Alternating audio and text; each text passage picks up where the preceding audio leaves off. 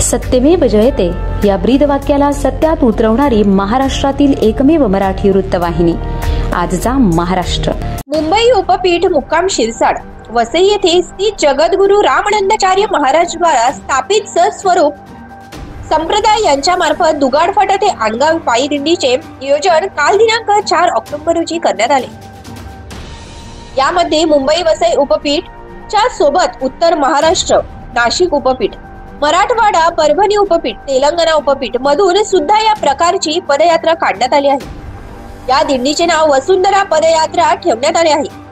या पदयात्रेच्या माध्यमातून आध्यात्मिकता तसेच भूमंडलीय उष्मीकरण या विषयावर सुद्धा जनजागृती केली जाते। या पदयात्रेत जमलेल्या भाविकांसाठी जेवणाची, पाण्याची व राहण्याची उत्तम सोय करण्यात आली आहे।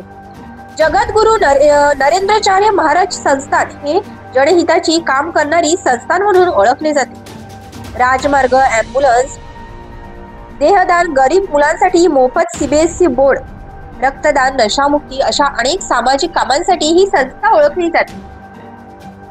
आजचा महाराष्ट्र न्यूज साठी सागर राऊत, दुगाडफाटा।